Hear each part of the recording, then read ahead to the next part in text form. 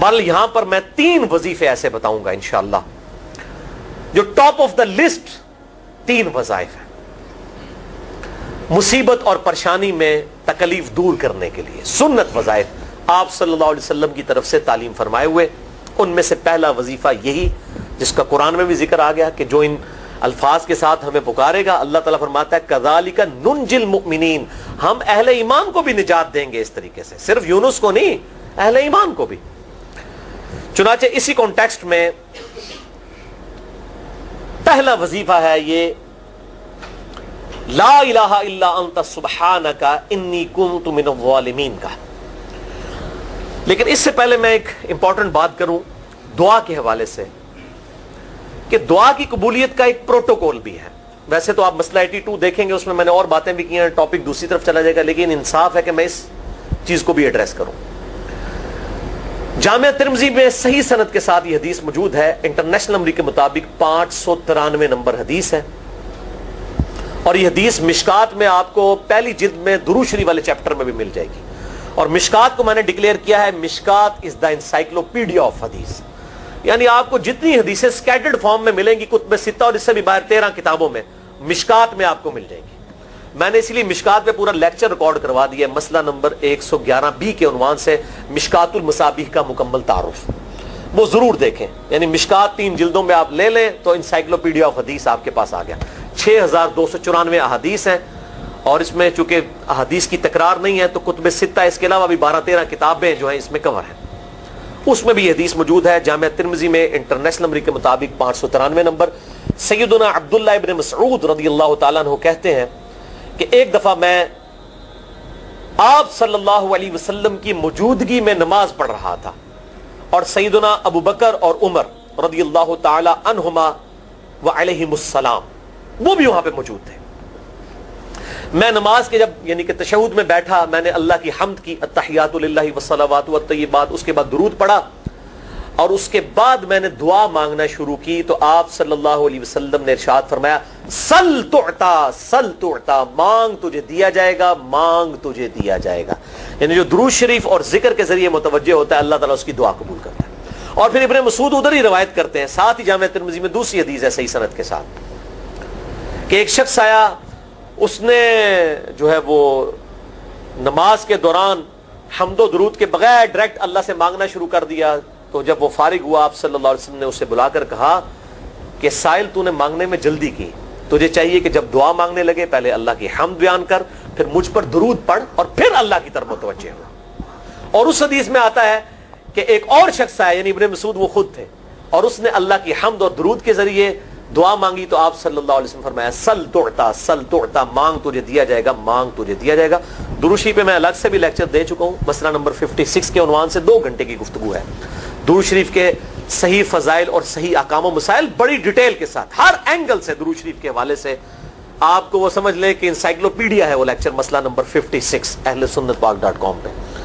تو دعا کے لیے حمد اور درود شریف ضروری. اس لیے دیکھیں نماز کی انٹلیکچوئل ترتیب ہے، آپ پہلے دعا کرتے ہیں التحیات للہ والصلوات والطیبات، اللہ کی حمد کرتے ہیں، پھر نبی صلی اللہ علیہ وسلم پر سلام عرض کرتے ہیں السلام علیکہ ایھا النبی، اس کے بعد آپ درود پڑھتے ہیں، اور اینڈ پہ آپ دعا مانگتے ہیں اللہم انی اعوذ بک من عذاب جہنم ومن عذاب القبر ومن فتنة المحیا والممات ومن شر فتنة المسیح الدجال یا اللہم ربنا آتنا فی الدنیا حسنة وفی الآخرة حسنة وقنا عذاب النار یا رب اجعلنی مقیم الصلاة ومن ذریتی ربنا وتقبل دعائی ربنا اغفر لی ولوالدی وللمؤمنین یوم یقوم الحساب. کوئی بھی دعائیں مانگیں، یہ بھی مانگیں جو میں وظائف بتا رہا ہوں، کیونکہ بخاری اور مسلم کی متفق علیہ حدیث ہے. مشکات میں آپ کو تشہد والے چیپٹر میں حدیث مل جائے گی کہ نماز میں تشہد میں درود کے بعد جو چاہو اپنے رب سے مانگو، یعنی عربی میں مانگنا ہوگا، دعائیں مانگیں، دعائیں معصورہ کتاب و سنت میں جتنی ہیں وہ مانگیں. اس کے علاوہ بھی مانگ سکتے ہیں اگر الفاظ درست ہوں لیکن عربی زبان میں. تو یہ پہلا وظیفہ جامعہ ترمذی میں انٹرنیشنل نمبر کے مطابق 3505، مشکات میں 2292 نمبر یہ حدیث ہے.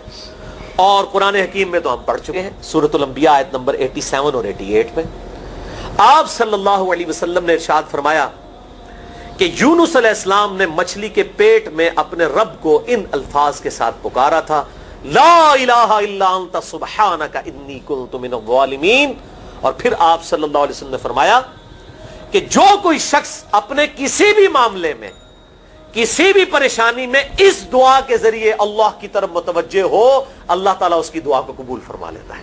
اور قرآن میں بھی آ گیا نا کذالک ننجی المؤمنین. اور کتنا بڑا فتویٰ آیا میرے بھائیوں سورہ الصافات 143 144 فلولا انہ کان من المسبحین. اگر یونس ہمیں ان الفاظ میں ہماری تسبیح نہ کرتا للبث فی بطنہ الی یوم یبعثون, تو مچھلی کے پیٹ میں قیامت تک مچھلی کے پیٹ میں رہتا اگر اس طرح نہ ہمیں پکارتا. اس کی قبر مچھلی کا پیٹ بن جاتی. یعنی یہ اتنا عطاب, اور وہ دور ہو گیا اس دعا سے. بہت بڑے اسماء اعظم میں سے ہے. تو یہ بہترین دعا, بہترین وظیفہ, اسماء اعظم میں سے بہترین چیز, اور سب سے بڑھ کر جو میں نے بات کی کہ بہترین استغفار, اللہ سے توبہ مانگنے کا بہترین ذریعہ. اور کس طریقے سے, اے اللہ تو پاک ہے نا, تجھ سے تو غلطی نہیں ہوگی, میں بندہ ہوں غلطی کروں گا, تو اللہ نے تو معاف کرنا ہے نا. کیونکہ جب بندے نے اپنی عاجزی کا اظہار کر لیا ہے اور اللہ تعالیٰ کو بتایا اللہ یہ تیری کوالٹی ہے, تو غلطی نہیں کرتا, تو میں تو انسان ہوں غلطی کروں. تو یہ ہے پہلا وظیفہ. دوسرا وظیفہ وہ بھی جامعہ ترمذی میں انٹرنیشنل نمبر کے مطابق 3524 نمبر حدیث ہے, لیکن ترمذی کا طریق جو ہے وہ ضعیف ہے. یہ میں پہلے بتا دوں, امام ترمذی نے ساتھ لکھا ہے یہ روایت کمزور ہے, لیکن ضروری نہیں ہوتی کہ روایت اگر ترمذی میں کمزور ہے تو کہیں اور وہ روایت صحیح نہیں موجود ہے. اس کی صحیح سند المستدرک للحاکم میں انٹرنیشنل نمبر کے مطابق 1862 نمبر موجود ہے, اور سنن نسائی الکبریٰ میں 10492 نمبر ہے, اور مشکات میں بھی 2454 نمبر حدیث ہے انٹرنیشنل نمبر کے مطابق. تو صحیح سند المستدرک للحاکم اور سنن نسائی الکبریٰ کے اندر موجود ہے. اور وہ وظیفہ ہے انس ابن مالک کہتے ہیں اور سعد ابن ابی وقاص کہتے ہیں رضی اللہ تعالی عنہما وعلیہم السلام کہ آپ صلی اللہ علیہ وسلم کو جب کبھی کوئی تکلیف یا پریشانی پہنچتی تو آپ صلی اللہ علیہ وآلہ وسلم ہمیشہ ان الفاظ میں اپنے رب کو پکارا کرتے ہیں, یا حی یا قیوم برحمتک استغیث. اے خود سے زندہ ہر چیز کو تھامنے والے, میں تیری رحمت کے ساتھ تیری مدد کا سوال کرتا ہوں. استغیث بولیں گے نا الف کے ساتھ حمزہ کے ساتھ تو یہ سنگولر کا صیغہ ہوگا, اور اگر ہم بولیں گے نستغیث نون کے ساتھ تو یہ جمع کا صیغہ بن جائے گا. یہ میں اس لیے بتا رہا ہوں, لوگ پوچھ رہے ہوتے ہیں جی بعض جگہ لکھا ہوتا ہے جناب نستغیث, بعض جگہ لکھا ہوتا ہے استغیث, کیا کریے وہ نستغیث جمع کا صیغہ بنا لیا جاتا ہے. جیسے دعا ہے سنن ابی داؤد میں اللہم اجرنی من النار, لیکن اگر جمع کا صیغہ بنائیں گے تو اللہم اجرنا من النار ہو جائے گا. اس طریقے سے دعائے قنوت کے الفاظ ہیں اللہم اہدنی فی من ہدیت, تو جمع کا صیغہ ہوگا اللہم اہدنا فی من ہدیت. یہاں پر بھی ہے یا حی یا قیوم برحمتک استغیث سنگولر کا صیغہ, اور نستغیث پلورل کا صیغہ جمع کا صیغہ. کتنی بہترین دعا ہے, اے خود سے زندہ ہر چیز کو تھامنے والے, میں تیری رحمت کے ساتھ تیری مدد کا سوال کرتا ہوں. تو یہ بھی اسماء اعظم میں سے ہے. سنن نسائی الکبریٰ کے اندر صحیح سند کے ساتھ 10492 اور المستدرک للحاکم میں 1862 نمبر. اب یہاں پہ میں ایک ضمناً بات بتا دوں سنن نسائی الکبریٰ کے بارے میں, چونکہ اکثر لوگ پوچھتے ہیں. میرے بھائیو ایک سنن نسائی وہ ہے جو کتب ستہ میں ہم پڑھتے ہیں, اس میں یہ کتاب لکھی ہے امام احمد بن شعیب نسائی رحمہ اللہ تعالی المتوفی 303 ہجری. کتب ستہ میں یہ ویسے 5ویں نمبر پہ گنی جاتی ہے, لیکن بخاری اور مسلم کے بعد دنیا میں سب سے صحیح ترین کتاب سنن نسائی ہے. سب سے کم ضعیف حدیثیں اس کے اندر ہیں. بخاری مسلم کے بعد تیسرا نمبر اس کتاب کا ہے. دنیا کی کوئی حدیث کی کتاب بخاری مسلم کے بعد صحیح نہیں ہے جتنی سنن نسائی ہے. سنن نسائی جو ہمارے پاس کتب ستہ میں ہے نا, اس میں ہے 5761 احادیث انٹرنیشنل نمبر کے مطابق, اور یہ ساری انٹرنیشنل کتابیں عربی میں, انگلش میں اور اردو میں ہماری ویب سائٹ اہلسنتپاک.com پہ فری اس کا PDF موجود ہے, آپ ڈاؤن لوڈ کر سکتے ہیں. 5761 احادیث ہیں اس سنن نسائی میں جو ہمارے پاس ہے. اسے ویسے ٹیکنیکل لینگویج میں کہا جاتا ہے سنن نسائی الصغریٰ, چھوٹی سنن نسائی, کیونکہ امام نسائی نے یہ کتاب نہیں لکھی تھی. امام نسائی نے کتاب لکھی تھی سنن نسائی الکبریٰ, بڑی سنن نسائی، اور اس میں حدیث ہیں انٹرنیشنل نمبر کے مطابق 11,770، بخاری مسلم سے بھی زیادہ حدیث ہیں اس میں. لیکن یہ امام نسائی کے ایک شاگرد تھے امام ابن السنی، انہوں نے اس کو مختصر کر کے نا چھوٹی کتاب بنا دیا، اور اب پبلک میں یہی چھوٹی کتاب مشہور ہے. اس کی وجہ سے جب ہم سنن نسائی الکبریٰ کا آپ مشکات میں دیکھیں گے نا تو وہ فرق نہیں کرتے ہیں. جب وہ سنن نسائی کا حوالہ دیتے ہیں نا تو آپ کو نسائی میں وہ ملے گا بھی نہیں، وہ الکبریٰ میں ہوتا ہے، کیونکہ وہ اس تفریق کو مانتے نہیں، وہ تو سنن نسائی الکبریٰ کو سنن نسائی مانتے ہیں. جبکہ ہماری پبلک جو ہے وہ سنن نسائی، وہ میں اب حوالہ دے رہا ہوتا ہوں کہ جی سنن نسائی الکبریٰ میں 9,928 نمبر حدیث ہے کہ جو آیت الکرسی پڑھ لے فوراً بعد کسی بھی نماز کے فرض کے فوراً بعد تو مرتے ہی جنت میں داخل ہوگا. تو لوگ کہتے ہیں جناب نسائی تے حدیث ہیں جناب 5,761 نے، تسی 9,928 کی تمہیں دس دیو. تو میں ساتھ حالانکہ بول رہا ہوتا ہوں سنن نسائی الکبریٰ، میں نے کبھی اس کے بغیر نہیں بولا. تو الکبریٰ سے آپ کا دماغ تو کام کرنا چاہیے، الکبریٰ کیوں بول رہا ہے ساتھ؟ کوئی یہ صغریٰ بھی ہے جس کی یہ الکبریٰ ہے بڑی، اور ہمارے گرین کارڈ میں یہ وظیفہ لکھا ہوا ہے الکبریٰ کے ساتھ. اسی طریقے سے جو میرا وہ واقعہ کربلا کے اوپر 150 اسناد پر مشتمل پمفلٹ ہے، ریسرچ پیپر نمبر 5B واقعہ کربلا کا حقیقی پس منظر 72 صحیح الاسناد احادیث کی روشنی میں. 72 کا تو ٹائٹل ہے شہدائے کربلا کی نسبت سے، احادیث اس میں 150 ہیں. اس میں اکثر حدیثوں کے حوالے میں نے سنن نسائی الکبریٰ سے دیے ہوئے ہیں. وہ لوگ کہتے ہیں مل ہی نہیں رہی ہے، تو میرے بھائی وہ سنن نسائی الکبریٰ آپ کے پاس ہوگی تو آپ کو ملے گا نا. تو سنن نسائی الکبریٰ الگ سے وہ اصل کتاب ہے، اس میں سے سنن نسائی الصغریٰ بنائی گئی ہے.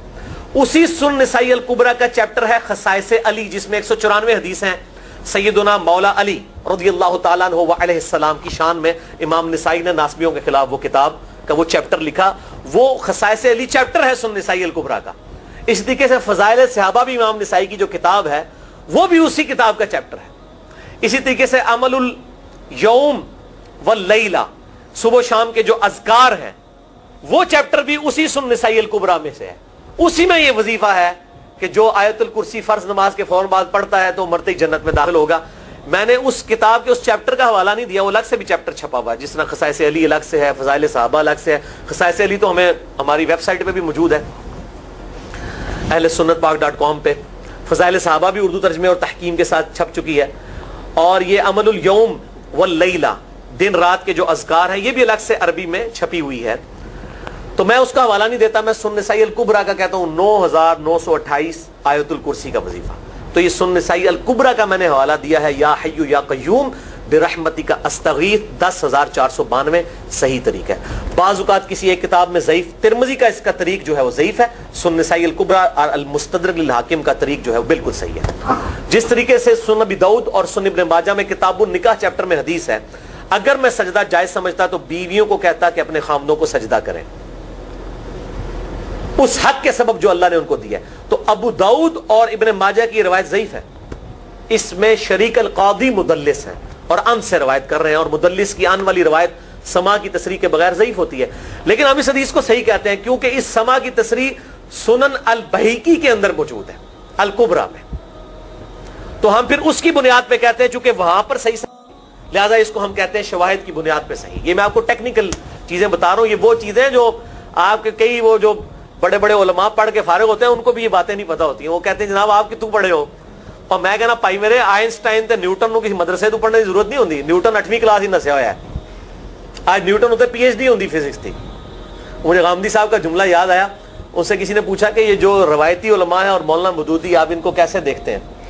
ان کا روایتی علماء جو ہیں یہ تو مدرسوں کے اسٹوڈنٹس اور فاروق تحصیل ڈگری ہولڈر ہیں، اور مودودی صاحب جو ہیں ان کی مثال تو آئنسٹائن اور نیوٹن والی ہے، ان کے اوپر PhDs ہوتی ہیں. یہ گاڈ گفٹڈ صلاحیتیں ہوتی ہیں. ان مدرسوں کی آؤٹ پٹ مودودی صاحب اور ڈاکٹر اسرار، ڈاکٹر ذاکر نائک اور احمد دیدار صاحب تو نہیں ہو سکتے. یہ گاڈ گفٹڈ صلاحیتیں ہوتی ہیں. تو میں اس لیے ساتھ ساتھ کلیئر کر رہا ہوں تاکہ یہ جو ایمبیگوٹیز آتی ہیں اس حوالے سے وہ کلیئر ہو جائیں. بہرحال یہ دوسرا وظیفہ ہو گیا. اب تیسرا وظیفہ جو ہے کمال وظیفہ، صحیح بخاری میں موجود ہے، انٹرنیشنل نمبر کے مطابق 4,563 نمبر. ابن عباس رضی اللہ تعالی عنہما کہتے ہیں وعلیہم السلام، وہ کہتے ہیں کہ سیدنا ابراہیم علیہ السلام کو جب آگ میں پھینک رہے تھے نا، تو ابراہیم علیہ السلام نے اس وقت کہا تھا حسبنا اللہ و نعم الوکیل، ہم نے اللہ ہی پر بھروسہ کیا اور وہی بہتر کارساز ہے. اور تمہارے نبی صلی اللہ علیہ وسلم کو بھی جب مصیبت اور پریشانی آتی تھی وہ بھی پڑھا کرتے تھے حسبنا اللہ و نعم الوکیل، ہم نے اللہ ہی پر بھروسہ کیا اور وہی بہتر کارساز ہے. اس کے اندر وہ شعر جو بنا دیا نا نعم المولا و نعم النصیر، ویسے الگ سے آیت ہے، الگ سے آیت ہے، لیکن یہ شعر نہیں بنانا، بس اتنا ہی وظیفہ ہے حسبنا اللہ و نعم الوکیل. اور یہ جو انہوں نے کہا کہ نبی صلی اللہ علیہ وسلم بھی یہ کہتے تھے، اس کا ذکر الحمدللہ قرآن میں بھی موجود ہے، اس سے بھی بڑھ کر سورہ آل عمران کی 173 نمبر آیت میں ہے کہ جب نبی صلی اللہ علیہ وسلم اور اہل ایمان کو یہ خبر پہنچی کہ کافر ان کے خلاف سازشیں کر رہے ہیں، تو نبی اور اہل ایمان نے پکارا حسبنا اللہ و نعم الوکیل. تو حسبنا اللہ و نعم الوکیل قرآن کی آیت بھی ہے، اور یہ ہے وہ آیت، وظیفہ قرآن میں آیا ہوا ہے یہ آل عمران 173 اور صحیح بخاری 4563. اور مجھے بڑا وجد آیا کہ ابراہیم علیہ السلام کو جب آگ میں پھینکنے لگے تھے انہوں نے اس وقت اللہ کو ان الفاظ کے ساتھ پکارا حسبنا اللہ و نعم الوکیل. اچھا یہ جتنے بھی وظیفے ہیں نا میرے بھائیوں، ان کا فائدہ اسی وقت ہے جب آپ کو ترجمہ بھی ان کا آتا ہوگا، ورنہ آپ روزانہ جتنی مرضی تسبیحیں کھینچتے رہے کوئی فرق نہیں پڑے گا. اس لیے میرا ایک پرسنل مشورہ ہے کہ جب بھی یہ وظیفے پڑھے نا آپ، اردو ترجمہ بے شک آتا بھی ہو رہا ہے، ایک دفعہ اپنی زبان میں اس کو ریپیٹ کریں.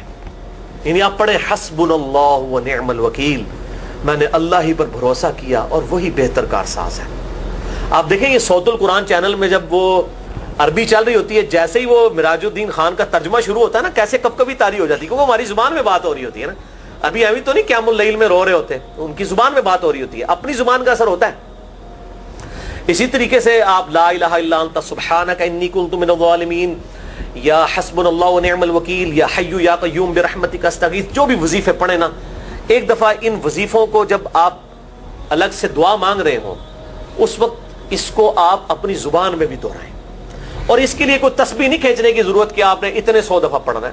تسبیح تو ویسے ٹھیک ہے، وہ آپ استعمال کر سکتے ہیں، لیکن آپ چلتے پھرتے اٹھتے بیٹھتے ہر وقت جس حالت میں بھی، اور صحیح مسلم میں حدیث ہے کہ یہ جو وظائف ہیں ان کے لیے تو کوئی وضو بھی کیا غسل بھی پروٹوکول نہیں ہے. اب عائشہ کہتی ہیں نبی صلی اللہ علیہ وسلم حالت جنابت میں بھی اللہ کو یاد کر لیا کرتے تھے. صحیح مسلم میں حدیث موجود ہے، جنابت والے چیپٹر میں ہر حال میں اللہ کو یاد کرتے تھے. اور جو قرآن میں بھی دعائیں یا اذکار آئی ہیں نا، جب آپ حالت جنابت میں بھی اس کو کریں گے نا تو اس پہ قرآن کا حکم نہیں لگے گا. تو جامعہ ترمذی اور ابو داؤد میں جو حدیث ہے کہ حضرت علی کہتے ہیں نبی صلی اللہ علیہ وسلم کو حالت جنابت کے علاوہ کوئی اور حالت قرآن پڑھنے سے مانے نہیں ہوتی تھی، تو اس سے مراد قرآن کی تلاوت ہے. اگر قرآن کی دعائیں جیسے ہیں بسم اللہ الرحمن الرحیم، یہ بھی تو قرآن ہے، سبحان اللہ بھی تو قرآن ہے، الحمدللہ بھی تو، یہ اذکار جو ہے نا جب آپ اذکار کی نیت سے پڑھ رہے ہوں گے پھر یہ قرآن نہیں شمار ہوں گے، ذکر شمار ہوں گے. اور اس کے لیے نہ وضو پروٹوکول ہے اور نہ غسل کا ہونا ضروری ہے، ہر حال میں اللہ کو یاد کریں. تو یونس علیہ السلام نے کتنے یاد کیتا ہے؟ فی الظلمات، مچھلی کے پیٹ میں، جہاں نہ کوئی اگربتی تھی اور تعفن پھیلا ہوا تھا اور اندھیرا ہی اندھیرا تھا. یہاں پہ وہ جناب کس طرح وہ روشن کرتے ہیں، پھر 1.25 دفعہ پڑھواتے ہیں.